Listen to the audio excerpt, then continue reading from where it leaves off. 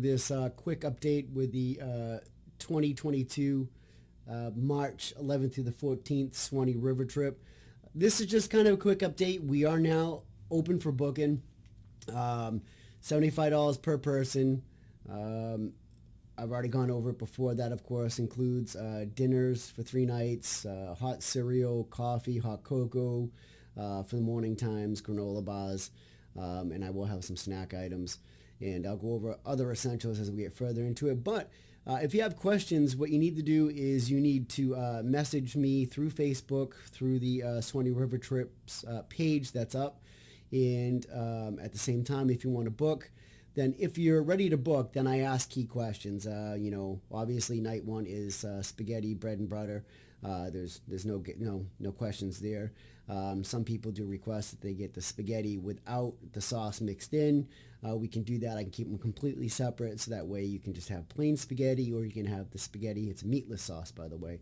I won't pack hamburger down the river. And then you can mix your sauce in with your spaghetti noodles, etc. Night 2, obviously, there's questions I ask. I get pizza. I believe it's from Pizza Hut that's local to the music park. Normally, it's just quite a few plain, quite a few pepperoni. Those are the 2 staples. And then if there's a high enough request for other types besides those 2, it's just hard to cater to everybody that wants specific pizza. Because, of course, it needs to be divided amongst many. So it's always been easier over the years to just do kind of the 2, the pepperoni and plain. Or if there's someone else that wants something, just a single topping, then we can add a few of those if it's a high request. Obviously, if it's not a topping, then, of course, we just default back to the plain. And then night 3, your choice is between chicken noodle soup or beef stew. As you're booking, I ask these questions because then that accounts for the number of people coming along the trip. So that way I have a running tally. So by the time I do all the shopping for this trip, just prior to the trip, I have the accurate amount of food to make sure that everybody has at least 1.5 servings to 2 servings for each meal when we sit down.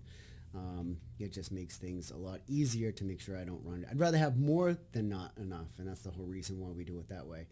And so I just want to do a couple more key things. We're not really going to get into what to pack at this point in time. I just wanted to let you know that booking is open, and then the best way to approach things is these are just formal informational videos that I make as we progress more towards the trip. Like I said, this is an open group. Drinking, yes. 420 friendly, yes. Smoke it if you got it. We don't judge. No one's to be judged. We don't do this on this. Like I said, this is a very friendly, outgoing group. I have a lot of returning members. I have a lot of family members coming down this year for this one again. I can't wait to see them all. And it's all in all, it's a great time. Never have any issues.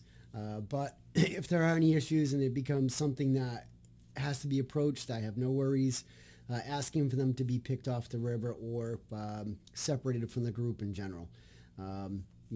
This, like I said, is always a family fun environment, but we have to keep it fun and family friendly, so we all have to act like responsible adults.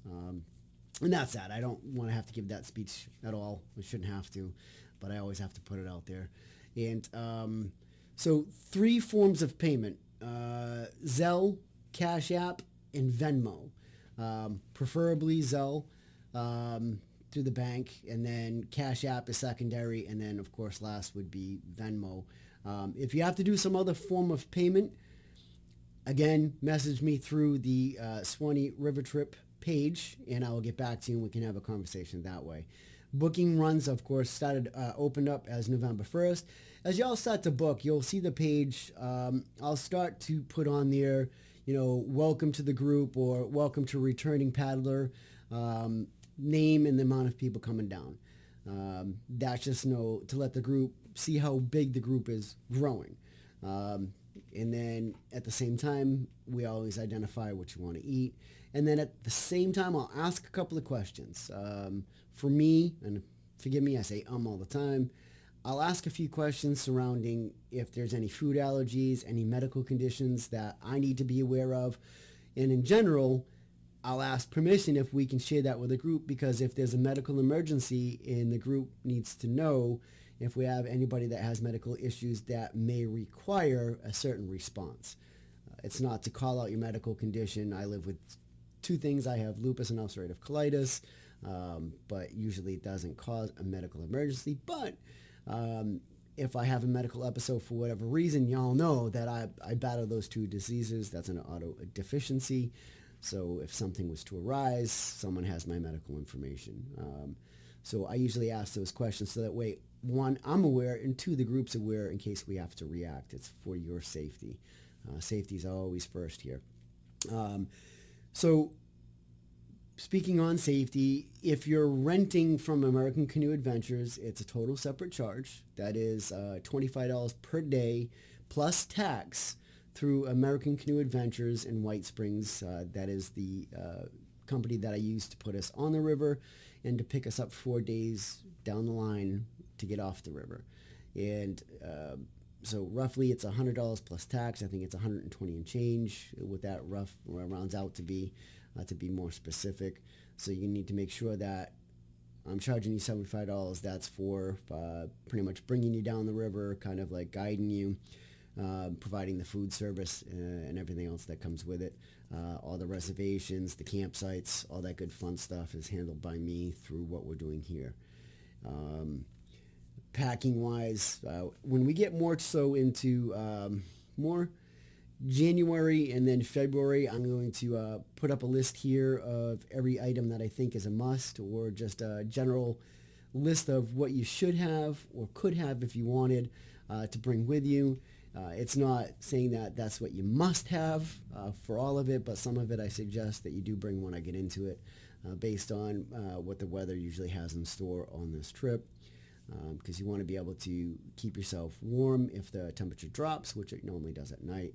But you also want to be comfortable and not be dressed too heavy for the daytime trip. So that's why I always say that the way you do it has to be in layers. You have to have enough layers to make it through the night and then peel back as you get on the river. You're not going to get on the river in a bathing suit or tank top and shorts when we first get on the river because it's going to be cold. But you want to be able to peel down to those layers, whatever you're comfortable in. As you're on the river. So layers, and we'll get further down into that. So booking's open. This is just kind of a friendly reminder that we're ready to go. If you want to make reservations early, I don't have a cap on this group, but if we get too high, eventually I will put a cap. If we hit the number of 150, it's stopping. It becomes very difficult for logistic-wise to move that amount of gear down the river, even using the land fitter, because then there's just a lot of tracking that has to be done. And it's an open group. Usually it doesn't climb that high, but just in case there is going to be that top tier number, because then we start to come into camp issue.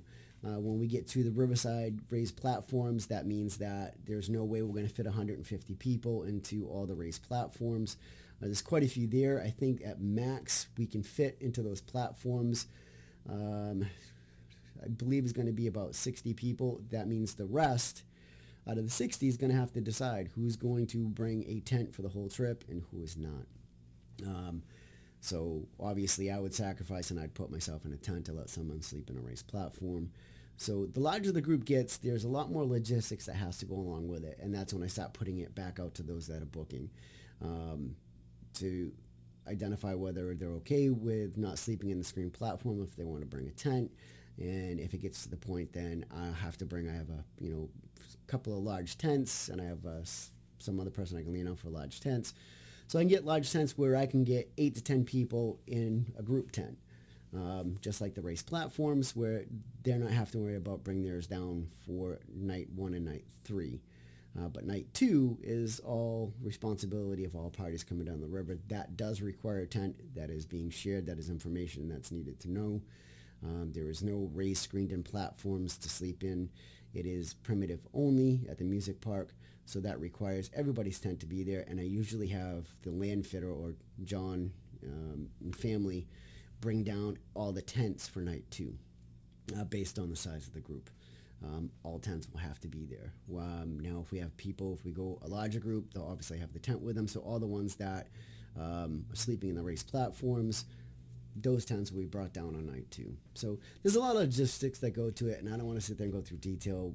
I don't expect it to get that high, but just in case it does, wanted to put it out there. So bookings now, booking ends March 1st. And again, I'll tell you that refunds is based on this. If you book and you cancel by March 1st, then it is 100% refund. If you book and you cancel after March 1st, we're going to run into a little issue because all camp reservations have to be paid and made. All food shopping has to be done and ready. And then at that point, I start to isolate everything else out. So if you book and you cancel after March 1st, the funds going back is going to be an issue because everything's going to be at that point spent out, and it makes it very difficult. So you have to be sure. If emergency comes up, like I said, everything will be on an as is. So that means that would be private conversation. You need to message me. We need to talk about what we can do. Because of course, if something comes up that's an emergency, I understand. If it was poor planning, it makes it a little more difficult for me because then I have to divvy up and figure out how it goes back. This is just me being honest with you. I've never had a problem yet. But again, I want to put it out here because just in case. Let's see. I think that's it. I really don't have much more. This is just kind of a little more information, a little ramble. I look forward to seeing everybody for this year's March 2022 Suwannee River Trip, 11th through the 14th. Like always, if you have questions, message me through the Suwannee River page on Facebook, and I will get back to you. I believe my phone number's on there. You can even call me, answer any questions you have.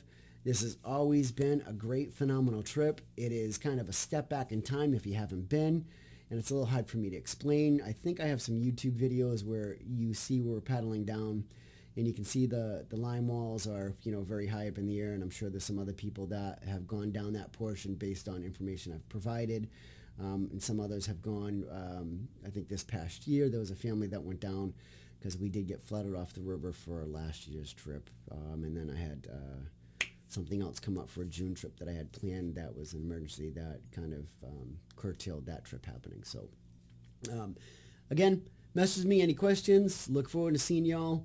Thank you for listening to me ramble on a little bit because